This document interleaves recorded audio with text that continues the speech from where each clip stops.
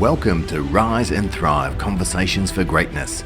We bring you captivating conversations with extraordinary individuals who have conquered challenges, achieved greatness, and are making a positive impact in the world.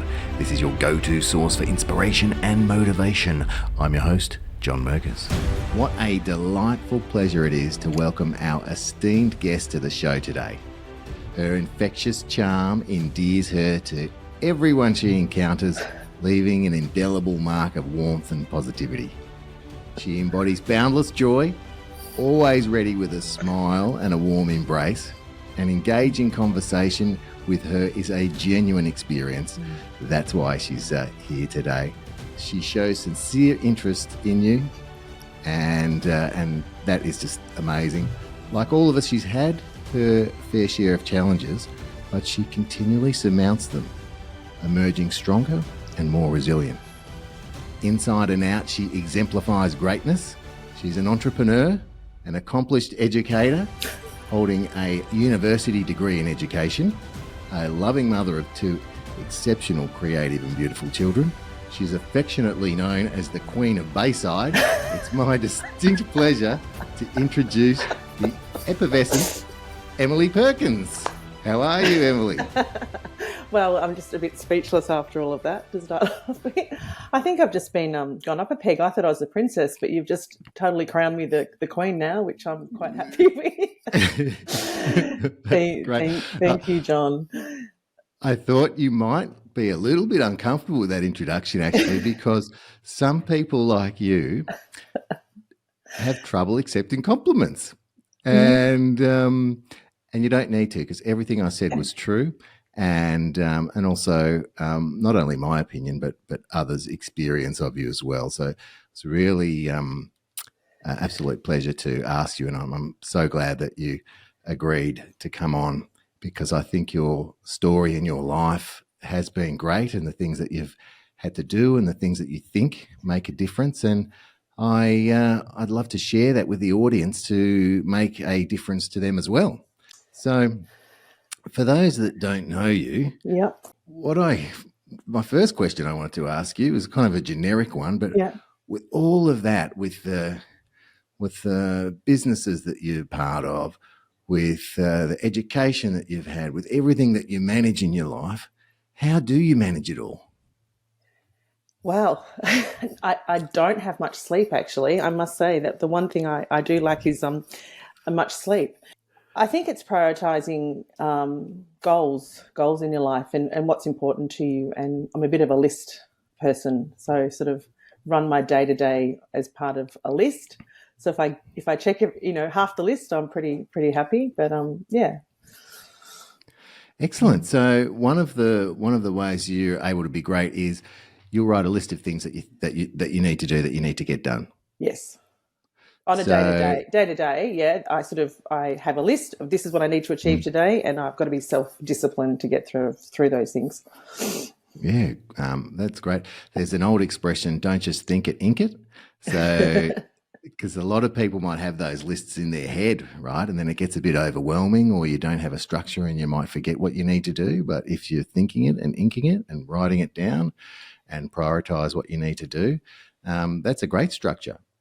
Yeah, and sometimes. Yeah, sorry. You go. No. I was going to say I'm very much I'm visual too. I think that the visualization comes into it a lot. Is sort of putting a goal of what you want, where you want it to be, writing the list of how you can get there. Great, really simple, but a piece of gold right off the bat, right? And that's what I often mention in the show and to others.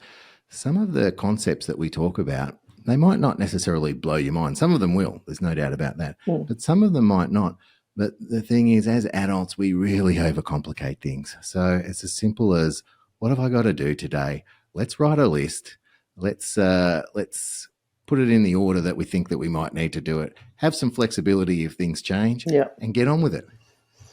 Yeah, and I think that being flexible is the main thing, because and I'm not talking about touching your toes. I'm kind of flexible, but in a day, which is right up your alley. Which is right up my alley. We'll get to that in a minute. Yeah, but I think that also going with the flow, because things don't always go our way, and sometimes we're throwing things and it's not what we planned, but it's Yep. making the best out of that situation. And usually there's a reason why you went sort of down that path that you've been thrown. Yeah, I love that attitude. Everything happens to me for a reason, Yeah. and sometimes I pop on the end of that, and it serves me. And Mm. so I think that's a great segue to talk about you. I kind of call you the Queen of Dance as well, right? Because Emily runs a wonderful dance school called Steps. Now I've got to get it right, don't I? Because it's Steps. School You of finish it. Dance. School of Dance. It's not the dance school, it's a school of dance, which is a wonderful organisation. And that has taken time to create. And I know it was a bit of a dream and something that, you've been actively involved in the arts from an early age. Yeah. And I wondered if you got some of that from your parents, as because I know they were very creative and often kids follow in their parents' footsteps like that. But you were mentioning to me the other day how you had this dream and you had a major setback. Can you tell us the story about what happened, Yeah. or Yeah. even earlier than that if you'd like to? But I'm going to throw it over to you. Yep. Happy to chat. So go for it. So I suppose actually going back to, as you touched on, the base of sort of parents, I had very musical family upbringing. After dinner it was jump on the table and tap dance. After it was dinner and a show most nights. And so I danced from a young age of, 3 right through to 17. It actually was something I never expected to be a career, to be honest. I wasn't going to be a professional dancer. I love my dance. I thought I'll go and keep something in the industry. And I was quite good at art at the time, visual arts and photography and design. So, year 12, I sort of went, okay, that was my career, my hobby I loved. It's probably a bit like, footballers out there. They love their footy, but they're not always footballers. They don't always make it.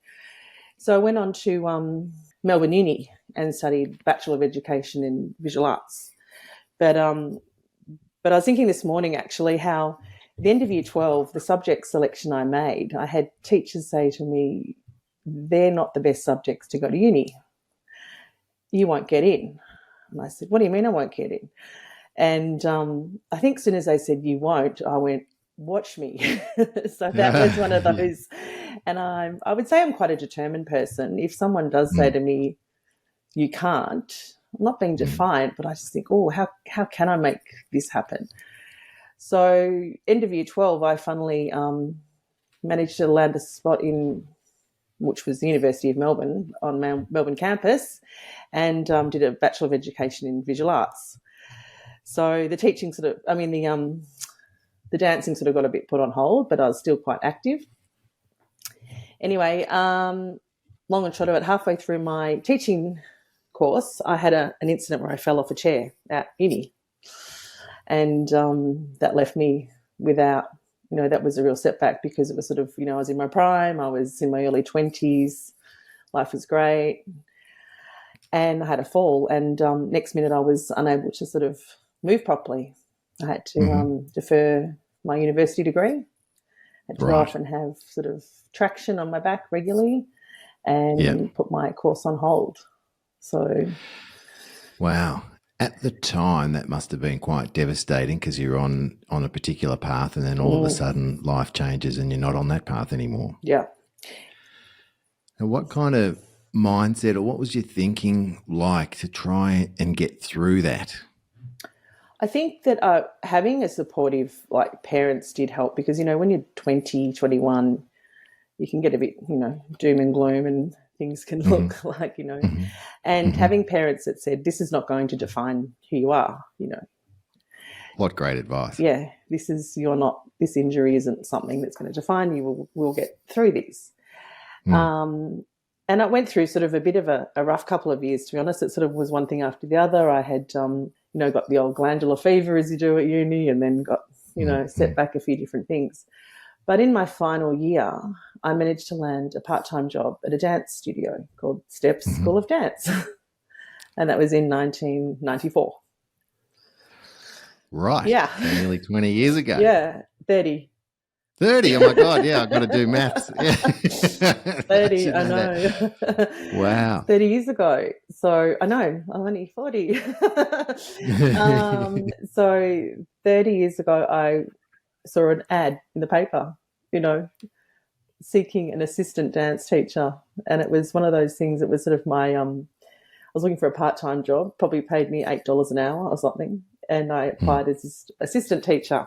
Do you want me to keep talking or just keep going? Or Yeah, keep going. We want to know about your life. We want to know all about it. And I might interject every now and then, but yeah, this is, don't ever feel like you're talking too much, because that's what the show's about you. talking. I'm kind of facilitating the conversation sometimes, but the show's about you. There's Yeah, one thing I even wrote down just before when you were talking, because I said, okay, how can I? And that is an amazing question to ask yourself in certain situations. So things might not be working out, or you want to do particular things, or you might have a goal. So the first question, if with a mindset of being great, is how can I do this? yeah, What do I need to do? Let's explore that, rather than, oh, I'll never be able to do this, I'm not good enough, all those kind of things. So I think that really helps remind people that the question, how can I, has this power in just asking the question and exploring that. yeah. So I wanted to acknowledge you for that, because that's a awesome mindset. So just with the timeline, so have you'd had the fall and had gone through that, and then getting the part-time job after that? Yeah, and actually, the funny thing was, I applied for the job. That's what I remembered. I applied for the job, and the lady said, "Well, come in and we'll meet you." And it was just to be an assistant teacher with little kids. And when I rang her, she said, "I actually think you're too qualified for this job." And I said, "I just want to Mm-hmm. gradually move again and dance again." Um, and I applied for it, and I was meant to go in. And then the day I was meant to start, I got the glandular fever. I got like a chronic Right. fatigue, and I had to ring in and say, "Oh, I can't come in." So she said, "Oh, well, I'm not meant to be." And so I was sick on and off for 3 to 6 months. I got, you Mm. name it, everything. I got middle ear infections. I was run down. It was just, sort of spending a lot of time at home.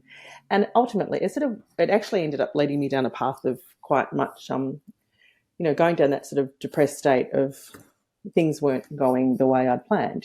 One minute Yeah. I'm great, having a great old time, living my best early teens and late teens, sorry.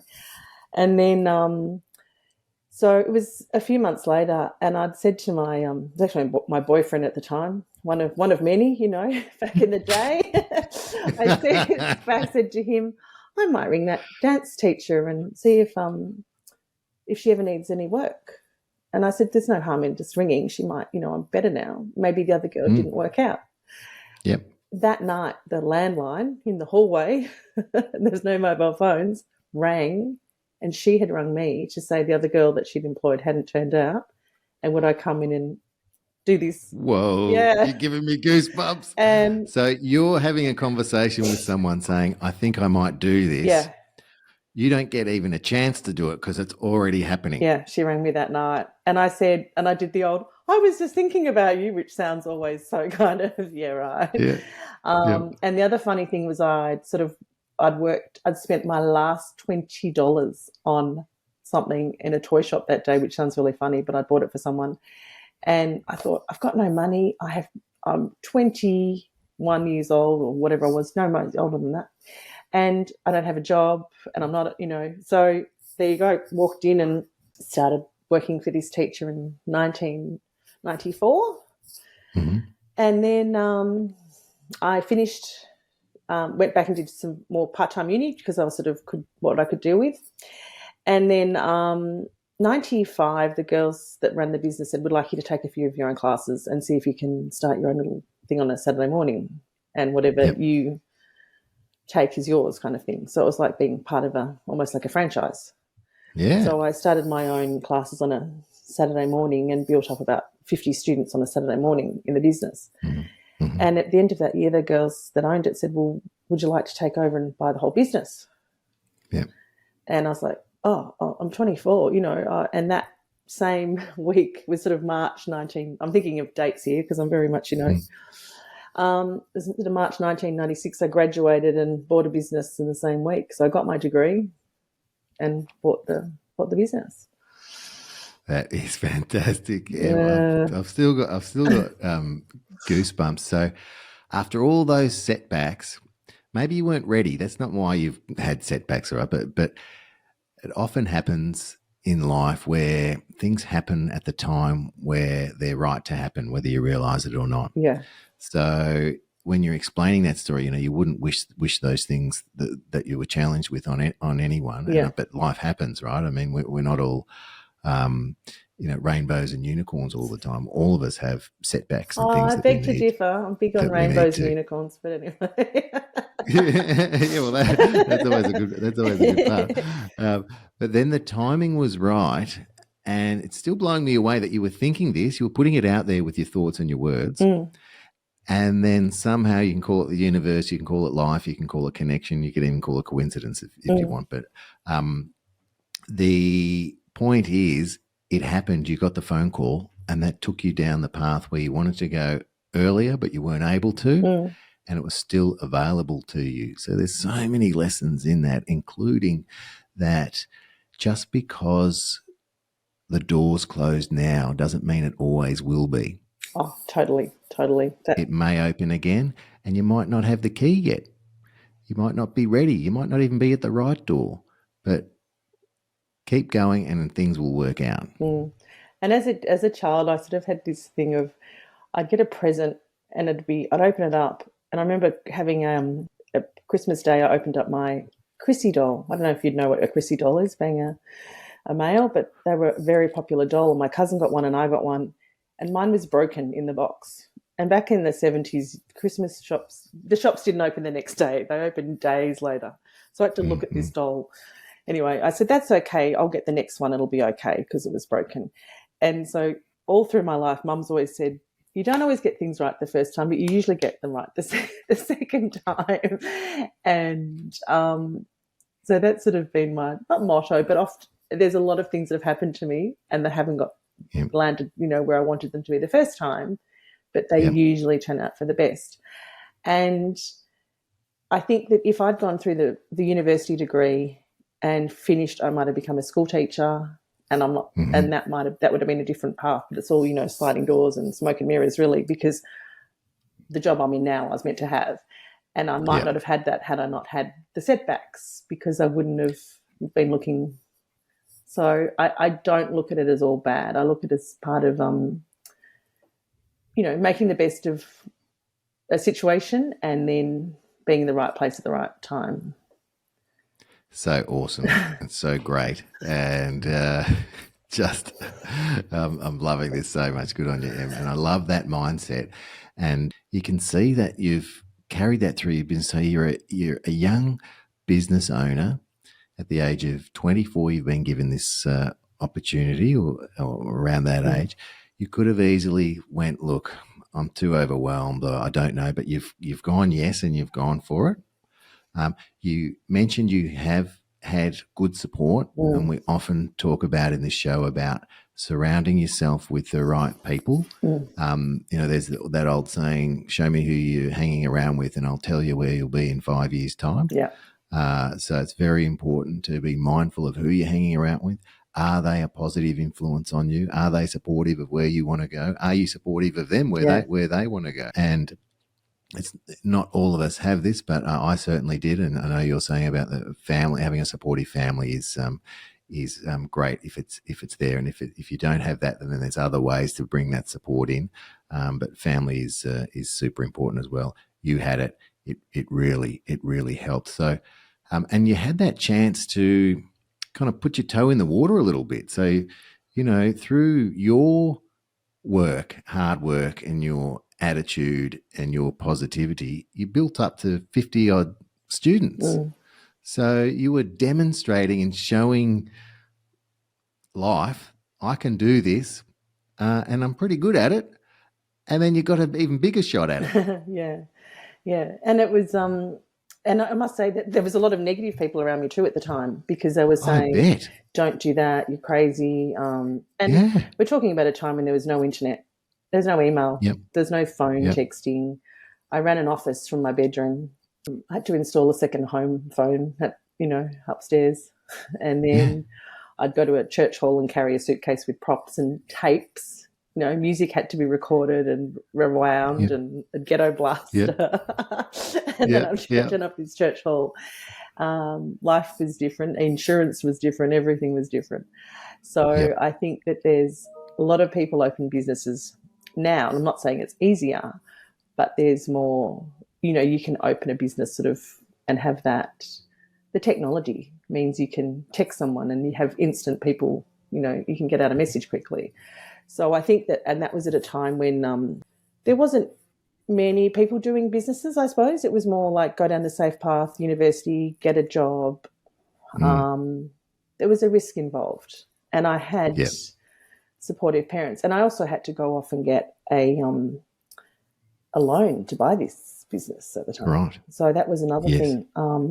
And I actually met a lovely old man who had money and was in his 90s, and he was a lover of the arts, and he wanted to, and he was having art classes with my mum, I think, and he said, I'd really like to help you get this business up and going, and I'll lend you the money for the first 12 months, and then you can go off and get a bank loan. So I paid him interest, and he was invested, and he gave me tickets to the Australian Ballet, and he was a lover of the arts, and he was a dear old man. And then I ended up going off to the bank back in the days when a bank loan was a bit easier. So, I've got a funny story, and I'm not sure how politically correct this is okay so you can always edit it. Well, let's go wherever the conversation goes. I want to hear it. You've given us so much gold already. Well, and it's just a pleasure hearing all of this. I did want to mention about that gentleman that wanted to help you. Was you also created that and put yourself in a position that happened because of people. When people see greatness, they're happy to be a part of it if they can and help if they can. Yeah. And that's what this person did. So, just loving how things have unfolded. But the takeaway for me is you're still making it happen because you're putting yourself in that position. You're doing the work in a time when it was the other phone line, the carrying all the equipment to things, the challenges of reaching out to people in an age where it wasn't as easy as it is now. So doing whatever it takes to make it work. Yeah. That's a mindset of greatness as well. So let's talk about now this thing that you're thinking. I don't know whether we should or not. You've sparked my curiosity. My attention there. That's for sure. Curiosity. Yeah, go for it. So in the early days, funnily enough, my girlfriend Alicia introduced me to a lady who did bookkeeping, and she came on as my bookkeeper. And it was sort of a love job too, because she had granddaughters that wanted to dance at the studio. And so it was a bit of a contra deal. So she came along, and to describe Pat, she put it this way: she would have been very happy with last weekend's grand final because she loved Collingwood. She was about 5 foot. She was 5 foot, nothing, gruff voice, loved her Collingwood, salt of the earth, funny lady, and spade's a spade. Anyway, I'd sort of said to her, I need to pay off this gentleman, George, and I'd like to get my own bank loan. And she said, okay, come on, princess, get your tits out. We're going to the bank. We're going to get you a bank loan. she said, I want your tits out, get your jewels on. We're going to Brighton. And I went, okay. So here I'm 25 in my fluffy Angora, plunging neckline and my hair and my jewellery. And I'm sitting there, and this bank manager sat opposite me, and he's asking me questions, very conservative back in the day. And, back in the day, you go to the bank, you actually got to see someone. You didn't have to do it online. And we're sitting there, and he's going through a checklist, and he looked at me and said, so what are your assets? and she nudged me and she said, "Oh, she's got a great set of tits and teeth." And the poor bloke, he didn't know where to look. And he went, "Oh, yes, okay, can't see that being a problem. We'll have those forms signed. Everything looks great." And I was out of there in 5 minutes with my bank loan. And I don't think he knew where to look. And yeah, I got my money. It was a bit of money back in those days too. It was probably 50,000-60,000 or something, and I needed it to do more renovate. I don't know, but anyway, I got my bank loan, and dear Patty went to God about early 2000s now, mid 2000s, and in her eulogy they told that story, and everyone to this day calls me Tits and Teeth. So where it come her friend. So yeah, she was a funny lady, and so do with that what you will. You can edit it if you want. No, that's fine. I love those stories, because Patty knew how to get some things done. Yeah, and she was a very direct communicator in limit. Now, I've heard sex sells because advertising tells us that, and I guess what people might say is if you've got assets, use them. I've got them away for the podcast today. So it was very funny. What a great story. It worked. You got what you needed. And then I would imagine that would have helped propel a lot of things. Obviously, not obviously, but you did say, we needed that to continue and do what we needed to do. So it's great that it happened that way. And then we've got great memories of Patty, and we all do now. And it was different times as well. Different times, different things worked, and a great story. I personally absolutely love it, and I'm glad that it worked out really well for you. Yeah. So you're a young lady. You've got some business cash behind you to work on the business, and what's happening after that, because there's a few years between now and then. I know you do a yearly concert now, which I really want to talk about later, because the amount of work, thinking, action, the whole gambit, that you'd need to manage to do that on a yearly basis must be massive, in dealing with kids and parents and the whole lot as well. Yeah. But is there anything that's happened to you since you got your bank loan and have continued to work on that business and make a difference to the community? And we joke and we say that's, you're the queen of Bayside, but a lot of families have gone through the Steps School of Dance, and you've made a difference to those families, both in infectious positivity as well as moving the body, as well as, you tell me what the benefits are of kids going through a dance school. So can you tell us more about your journey and what happened after that? Yeah, look, I think the culture of the school is what I love, and I really do feel like we're a family sort of business. We're not we sit in the middle of the recreational schools and the very, very serious schools, and I feel like we have a nice, it is very family oriented, and I think that I love the fact that 4 of my teachers that work for me now were students at the school. Wow, that's great longevity. Yeah, and they've gone off and done their own thing, and they've performed and, been on cruise ships and shows and everything.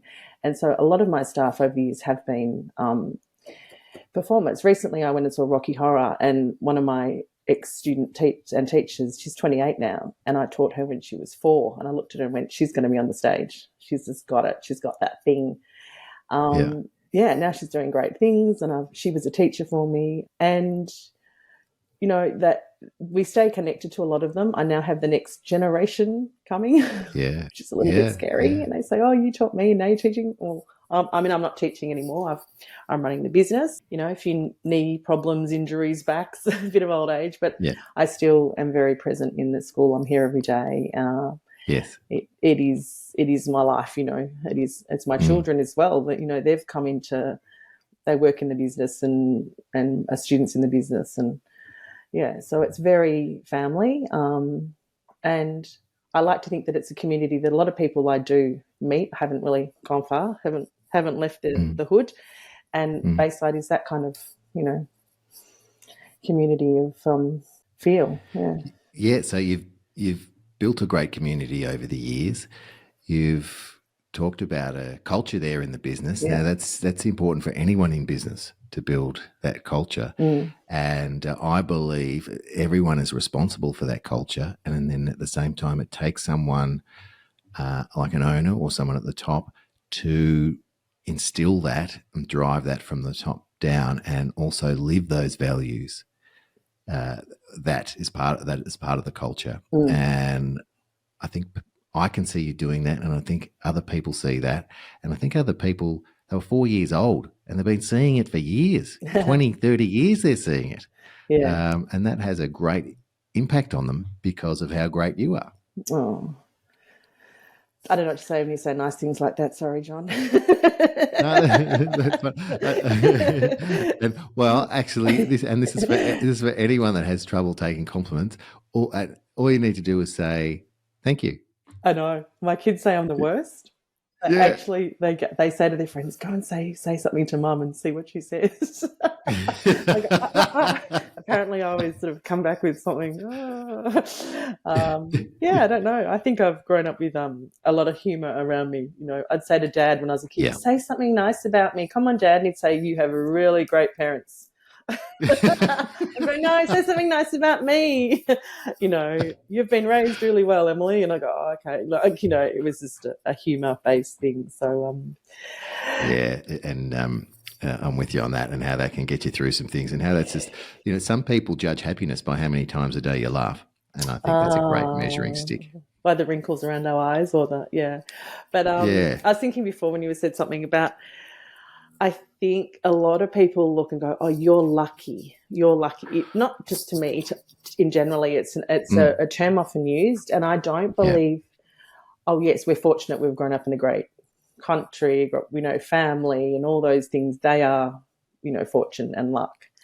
But it's what you do with the downs. It's not always, things aren't always lucky. They don't just land in your feet. You have, on your lap or at your feet. You have to go out and chase them. I mean, I've had so many times I've been told no, and Yeah. even finding this building, I went through council and I had 12 knockbacks till I found the perfect building I wanted, to run my studio in. Right. So you weren't always in the studio that you're in now. No. And you were out there looking for a premises to grow, and you've had 12 knockbacks before you found this place. Yep. Well, that's a pretty resilient mindset. It's like, I'm going to keep going until I found the place that I need to. Say, how did you keep going through those 12 no's? I think that, well, I started off in a church hall, and then they asked me to leave, and then I found a new premises, which was a secondary college. And then the church said, "Oh, we've changed our mind. You can come back." I said, "Well, I've signed a lease now. I'm going somewhere else." So then I went to a secondary college, and I was there for 5 years, and it just didn't suit running a business sharing it with a secondary college, and it came across some obstacles, and I was quite unhappy. And I sort of said, "Okay, we need to find somewhere that's our own." So everywhere we went, and I say that every time I apply for somewhere, we get a knockback saying it's on a main road. We don't want kids. We don't want this. We don't want that. So it was sort of middle of 2004, and I was pregnant and found a great spot in Sydenham Street, Hyatt, and had to go through, after 12 knockbacks, finally found the place we wanted. And the only problem was council had the neighbours all complaining. They didn't want anything. And at the time it was a factory, and I could have opened any old factory, but they didn't want a dance studio because of, car parks and kids and things. So I got it across the line. It was the 11th hour kind of, and it was Christmas Eve. Wow. Got the okay. And, so that's 18 years ago now that I've got an 18-year-old, and we were fortunate to be able to rent this building. And then I'd always said to the owner, if you ever decide to sell, we could be interested in buying it. Yeah. And he said, "No, I'll never sell." And people used to say to me, he's never going to sell. He will never sell. And I said, well, never say never. He might. No, he's not going to sell. And I did a vision board, and I sort of went, I want to buy this building. So I had photos of the building. I had photos in my phone, well, not my phone, it would have been a folder then. And this is my dream, and this is where I want to be. And everyone thought I was a little bit delusional, but anyway, that was my fairy tale. I think it's a great way to put out there something that you desire, so it can be pretty clear. You know, a lot of people go around with not really an exact something that they want, but kind of a vague idea, and that's really hard for life to deliver on that. But if you have a specific idea, and I love that action that you took. So there's action in actually talking to the owner, but then there's also that action that you've done by visualizing and help manifesting that. So when you manifest something and there's also action, that's the two sides of the coin you need to produce those kind of results in your life. So I think it's an absolute great thing that you did. Tell us more about it. Tell us how it worked out in the end. Funnily enough, he decided to the owner decided to put it up for sale, but he said, I'm not going to sell it to you, I'm putting it up for auction. And I felt ill. I thought, no way, I put all this work into it, or, you know, we've all sort of built it up into what it is now. It had been renovated, we'd had builders in, and suddenly they were going to sell it. And I panicked, but I had a bit of a lease at the time. And so the first time it went up for sale, financially it wasn't a possibility because we just bought a house. So it wasn't going to happen. So anyway, I watched the auction and it was passed in, and the owner said, oh, we're not going to sell it now. Anyway, a couple of years later, he decided again. Hang on a minute, I've got to pause you there. This is the place you've been in for years, that you found after 12 knockbacks, that you've built up your business in. There's a lot of love and creativity and everything happening there. And you're the one that said, please, can you sell it to me? And the owner's like, no, I'm not selling it to you. I'm going to put it up for auction. And you've got to stand at the auction going, oh, God, I can't imagine. Auctions are stressful anyway, but I can't imagine what you'd be going through standing there thinking this place could be sold. I'd love to have it. I'd love it to be in my destiny, which it actually was, but you don't know that at the time. Oh, wow. So were you freaking out at the auction? Oh, I felt sick. And then the only thing that was in was that I thought, okay, at least I've got a long lease. They can't kick me out. Yeah. I've still got 10 more years or whatever it was up my sleeve, or how many, you know, I still had this time frame, and people around me all saying, you know, it'll be okay. And I felt I was upset, but it was passed in because no one really bid. Yep. So then that gave me some breathing time, and I said, oh, well, it'll happen again. I'll have another chance next time. And at the time I had the flyer and I wrote across it, dream. And I put it in my filing cabinet. Yep. And it was several years later. It was, I want to say 2012. Yeah, 2012. He said, it's coming up for sale. And I went, this time we have to make this happen. And I went to my parents, and they were like, no, we can't invest in that. And the other thing is, with a commercial property, you need a lot bigger deposit. You need 30%, not 10%.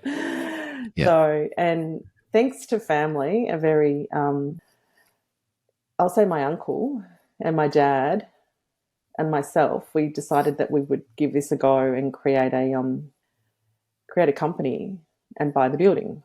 So we went to the auction, and it went for a lot more than it should have at the time. But my uncle, who was bidding for me, kept on going. I was sort of feeling sick, going, oh no, we've gone over.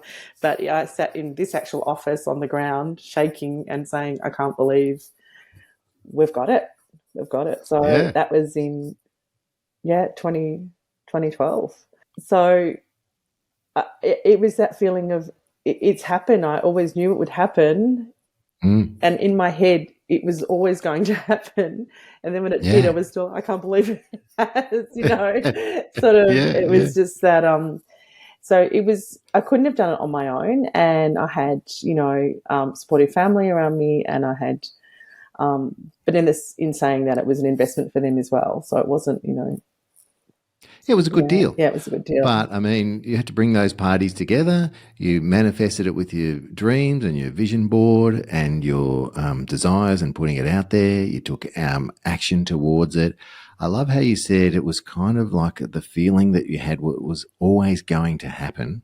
Yeah. It was just a matter of when. So I think when people feel really strongly or have an intuition really strongly and visualize it and take, I know I keep banging on about taking action, but it's a key ingredient Mm. in it. You need it all. You need the feelings, the visualizing and the taking of the action. But you had that sense and that intuition that it's going to happen, and it was just a matter of when. And that is really powerful, especially because you still held on to that vision when you're at the auction and the guy didn't want to sell it to you and you couldn't buy it in the first auction. I know. It's just blowing my I mind the know. kind of intestinal fortitude that would be required to keep holding that vision. Yeah, and I had uh, and a lot of people say, oh, that I'm a little bit, psychic or something, and that I know things are going to happen, but I don't know whether it's, intuition, gut feeling, or making things Mm, mm, happen, mm. and taking, and I can even bring in, this is sort of a side note, but I have two amazing kids, but I had three losses. Right. So, and even then, those knockbacks were like, I was going to be a mum. I think that, Yeah. um, and people say to me now, oh God, you're so lucky you've got great kids. And I think, well, it's not luck. You've got to put a lot of work into that. They don't just come out like that. Yeah. Yeah. Unfortunately, Yeah. they just come out like that. But I think that it's also how you look at things. It's how you deal with the knockbacks and Yeah. not and that get up again, and there's been so many. I mean, we've all just been through 3 years of lockdowns, and those lots of dance studios closed, and not all of them are fortunate enough to have had the uh, sorry, what's the word I'm looking for, the support of Mm. having a building that they could stay in, or things like that. So in that situation, I do see it as fortunate, but I also had to look at other ways of keeping the business going. So as in You've yeah. worked incredibly hard to be in this position, and they do say luck is where work and preparation meet. And so in that context, yeah, you had, because you've done the preparation, you've done the work. So sometimes I've seen luck also described as there's a picture of an iceberg, and the success part is the smallest part of the iceberg, and underneath the iceberg, it's like the work, the appointments, the thinking, all the stuff that's underneath. That and people see the tip of the iceberg and go, oh yeah, that's a really nice iceberg.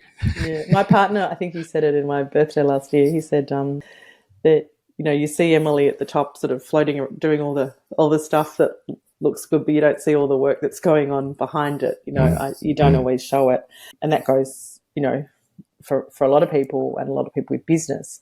And yeah, you have to put in the hours, and and the idea of the word success to me isn't. A lot of people probably see it as money. I don't. Yep. You hear people say, "Oh, they run a really successful business," and I think, what does a successful business mean? To me, it's the job you love. I don't look at my job as a job. It's not work. Mm. I don't say, "Oh, Mm. Sunday." Oh, it's just every day is a different day for me. Sure, there's bookkeeping and telephone calls and emails, but I don't ever think I can't wait to give up my job or anything like that, because I do love it. And Yep. lockdown really showed me how much I love to be busy, whereas Yep. there were people that were loved the whole I don't have to work, and but that would drive me crazy. There's only so many puzzles and cupboards you can sort. So What I'm hearing is that you're doing what you love, yeah, and so it's aligned with who you are. And when people are doing what they love and it's aligned with who you are, it gives you energy yeah, to be able to do those things. It's not a chore, it's a pleasure. And the other thing, I'm glad you actually answered this question before I had a chance to ask it. How do you define success? Oh, Yeah, so excellent. So you define success as doing something that you love yeah. and enjoying life every day. Yeah. And I mean, sure, you want to put a roof over your head and have those things Yeah, in your life. But I think I read a book years ago called, Do What You Love, the Money Will Follow. yeah, And I'm sure you'd agree with that. And, what you're doing now, interviewing is what you love, love it. So Yeah, if you find a job you're passionate about, it doesn't seem like work. And I hear people yeah, grumble and go, oh, I've got to go to work. Oh, I want to take a sickie. I want to do that. I think that must be awful to dread getting on the mm, train every day and going to work mm, and you know so and then yet it's funny. I've got a cousin who's a policeman. He's quite a senior position, and he came into the dance studio once. He goes, "Oh, I could never do this job." Dealing with all these mums and kids, and I said, I could never do your job. It's fine, there's something for everyone yeah, there. You can, the hours that he works and the mm, so yeah, I think it really is finding something you're passionate with, and yes, then following it through and not giving up, because there's so many times people do give up because it's all too hard and they're told just let it yeah, go. yeah, yeah. Mm. I heard a good quote this week. I actually ended up posting it. It was, if you feel like giving up, just take a rest and keep going. Mm. Just take a pause, take a rest, and then when you're ready, keep going. And hopefully that time in between the rest and keep going isn't long. But you don't have to quit. If it's something that you're passionate about and that you love, and you've just had a few knockbacks and there's just a few challenges, Mm. keep going, which you have done. Uh, with all the things you've spoken about so far.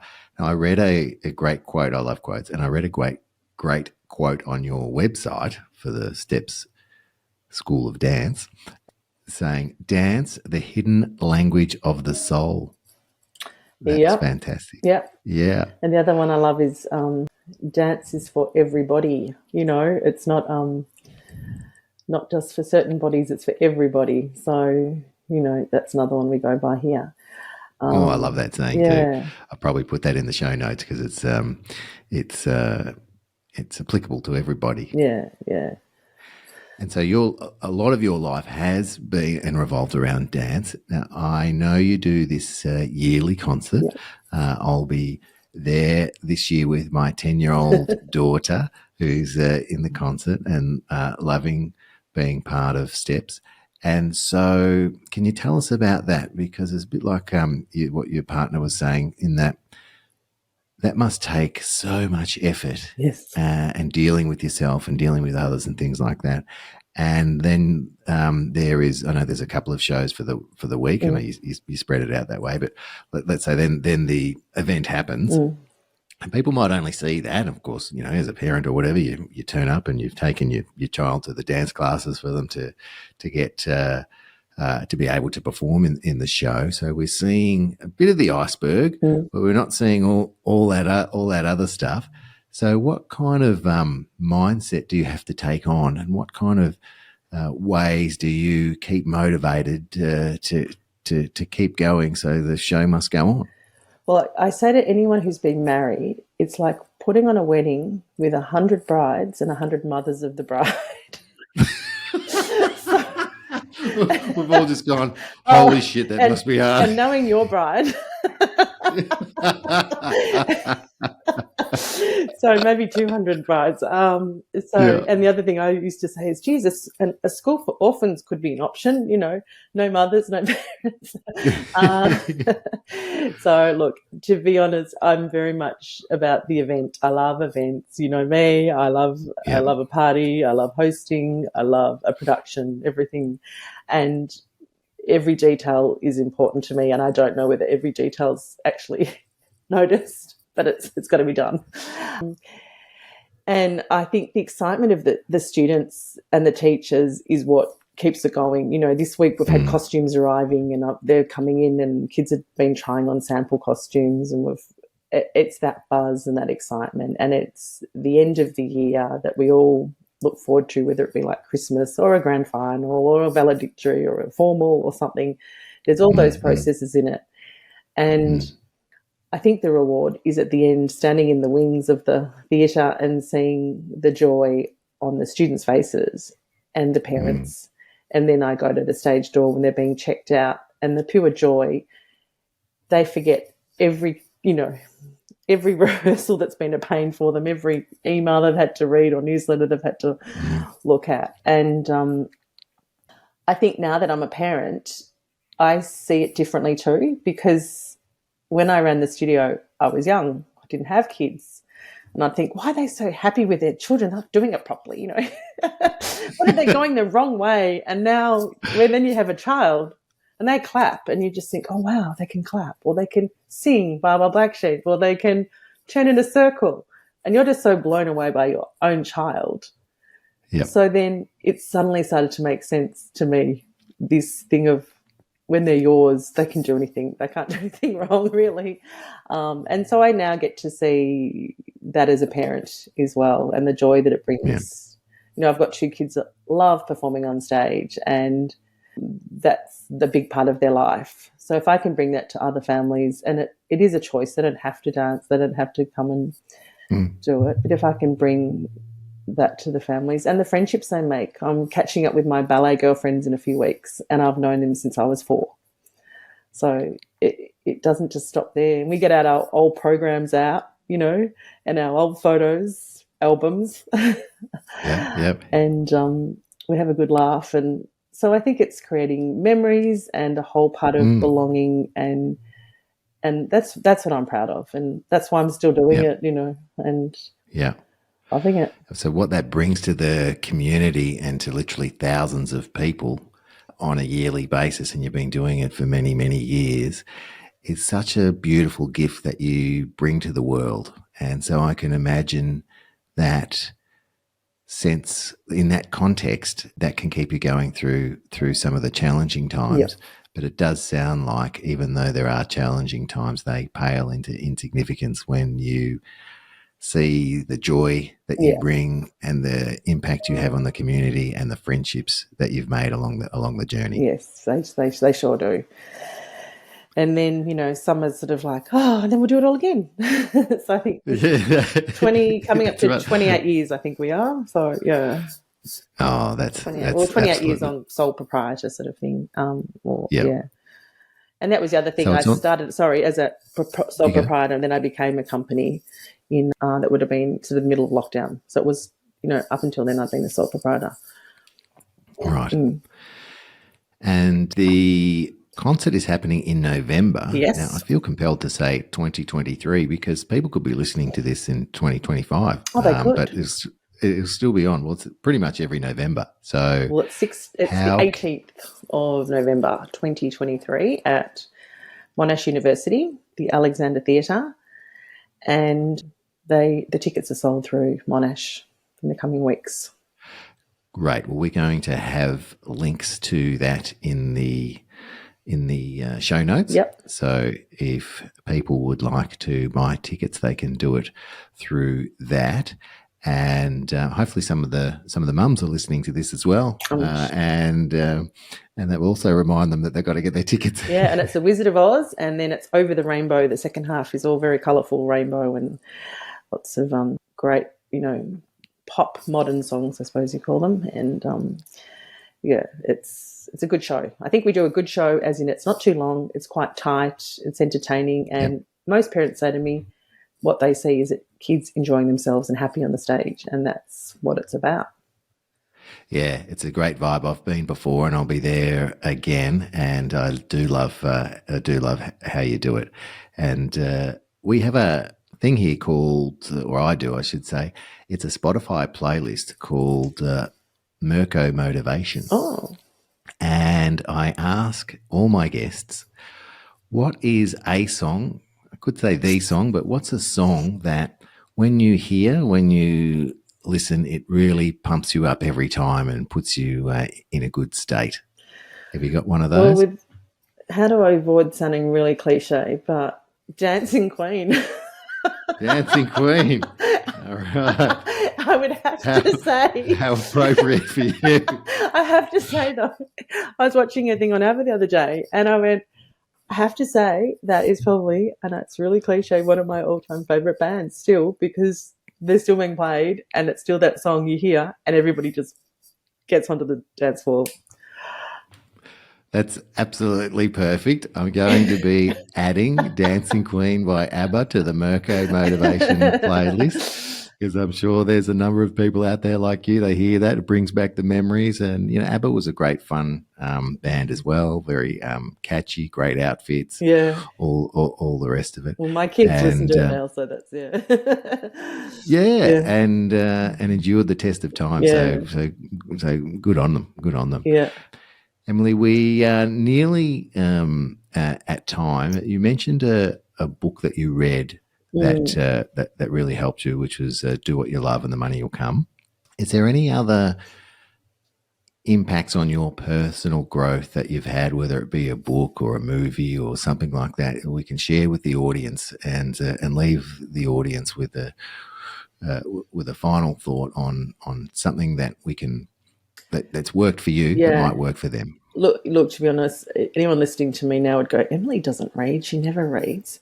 So any books I did read probably were 25 years ago. Like I did all the, Rich Dad, Poor Dad and the E-Myth and the Do What You Love, all those sorts of, and a lot of self-help books. I think now life has changed and we tend to listen to things or watch things on YouTube and TikToks and, life gets busy and I sort of open a book and I fall asleep.